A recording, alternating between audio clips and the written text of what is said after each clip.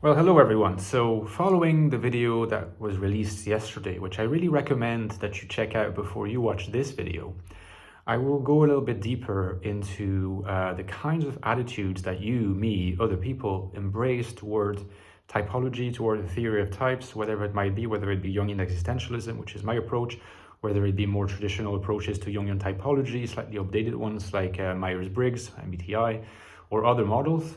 And I will look basically with the aim to determine what makes it likely or unlikely that someone maintains interest in the theory of types. Okay, so the basic thesis that I'm going to have in this video, which I already announced at the end of the previous video, is that the more opened up, the more infinite your attitude to typology, the more likely your interest will survive, will be consistently kindled, and so that you will, live with the theory of types, with typology, with your personality type, and maybe a lens to look at, through which to look at other people's types as well in your life, will subsist, will be there in a productive way. The more finite, the more boxed in, the more restrictive your interpretation of type, the more essentialistic your interpretation of type, the more likely you will be to lose interest eventually, and sometimes even become hostile to the very idea, because these three behaviors and these three attitudes toward the theory of types, after having had an interest in it for a number of years, for example, are quite common. They're more common than you think. And basically, I want to look at each in turn. So I think that basically, the one I want to start with is the person who's like follows reasonably typical trajectory of being really interested in type, being really invested, and then eventually just losing interest and moving on, right? I think that I'm going to say something that might be shocking, might be a little direct, a little polemical, but I will say it anyway.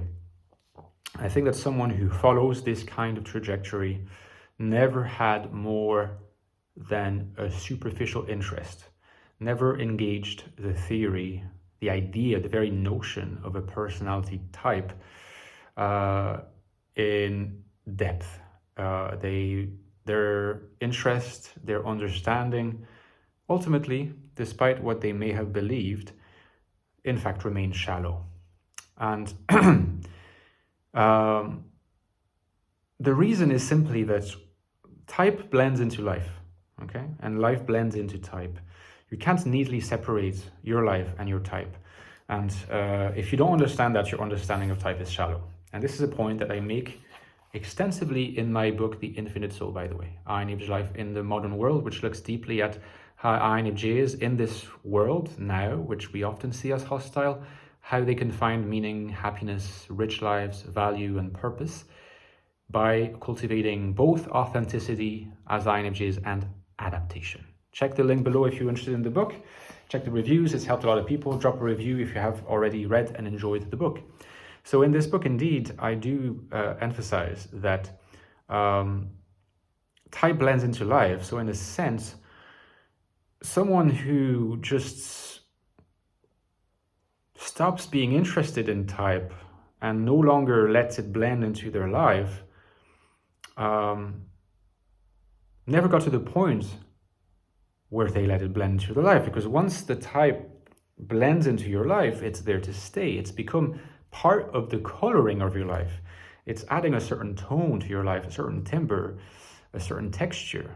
Your life is not exactly the same. Sometimes I like to put the point in this way. I say, like, I have this concept of alienation, of course, existential alienation in my vocabulary, one of the most important words in my vocabulary about the INFJ experience of being in the world.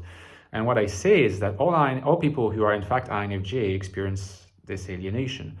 But the INFJs who have come across the word in my work, or maybe in the discourse of other people who've read my work or watched my videos, these people no longer quite experience alienation in the same way, because knowing the word, putting a name on the word, on the experience, is a way of ever so slightly modifying the experience.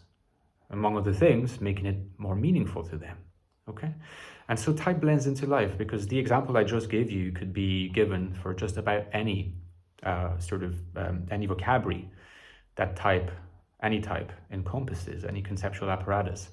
So there is the theory-laden nature of experience, there's the blending of type into life and life blending into type, and therefore someone who suddenly realizes they're no longer interested in type and move on can't be people whose lives ever were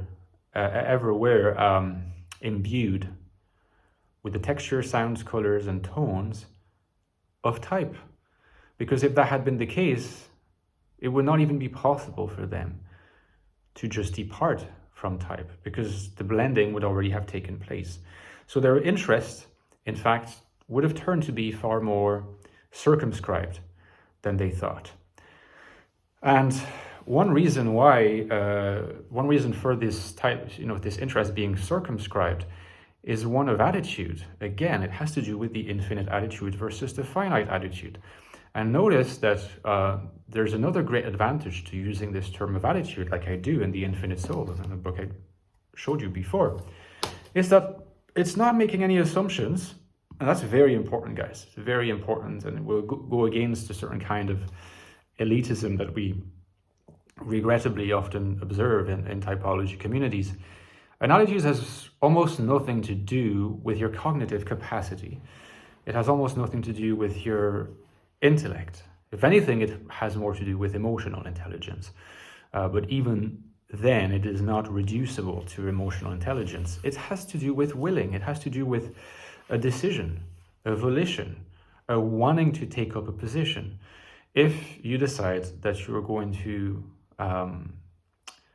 relate to the theory of types just as a nice little, neat and boundaried description of who you are, saying things like, oh, this summarizes me so well, I'm so glad I'm finally understood. And,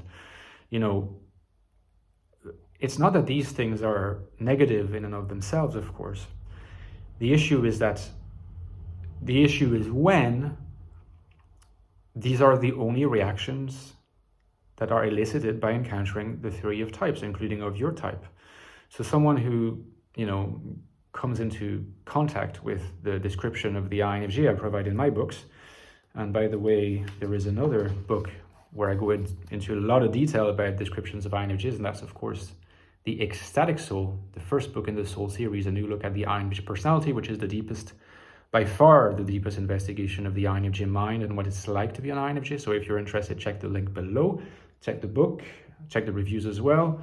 It has helped a lot of people. So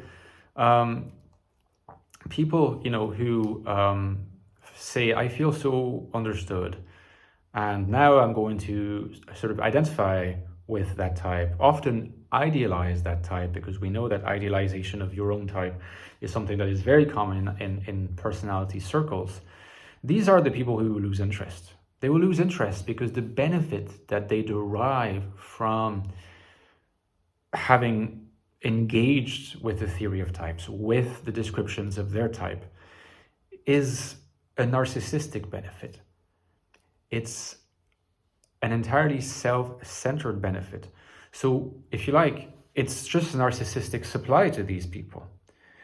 And narcissistic supply, as everyone knows, is not never-ending. It's not forever. You consume the supply, and once you've consumed it, you move to another source. And the theory of types in this regard will just outlast its value. It's just no longer going to be relevant in that respect. It's no longer going to be relevant because it's the narcissistic supply that it can provide to people who are looking for precisely that. And by the way, I'm not saying that all the people who are looking for narcissistic supply in descriptions of their personality type, I'm not saying these are all narcissists. In fact, only a tiny minority of narcissists. I'm saying that it is a narcissistic part of them, because everybody has a narcissistic component to their personality. It is that component that is actually kindled, is that component that is tickled by this engagement with description of their personality types. And that's just a recipe for short-term interest and for never truly understanding what personality types as sets of descriptions, as sets of intricate and crisscrossing narratives can offer. It's just passing that whole value, the true value of personality types by, passing it by. And therefore getting bored of it in the same way that you can sort of get bored of a particular kind of food that you've had so much, you used to love it a lot, but you're kind of sick of it, you need to take a break, and any sort of crutch really. When the theory of types is just seen as a narcissistic crutch, it's going to be short-lived. It's going to be short-lived because it does not offer meaning. It offers narcissistic supply, but it does not offer meaning.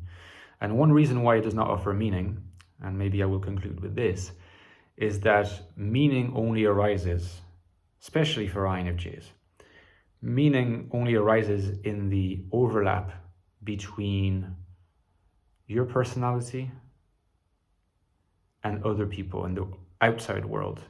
Meaning is an essentially social event when it takes place. But for meaning to emerge as this essentially social event, your interest cannot be primarily narcissistic, because narcissism in this psychoanalytical sense is precisely the polar opposite of relationship.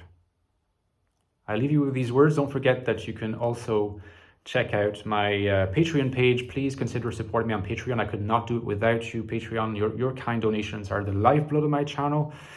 If you want me to continue producing quality content every day until the end of time, perhaps, please consider supporting me for a small amount. Honestly, it's a very small amount considering all the stuff that you can get, including like bonus video contents where I go in depth about a topic of your choosing every 2 or 3 weeks. The library is starting to get bigger.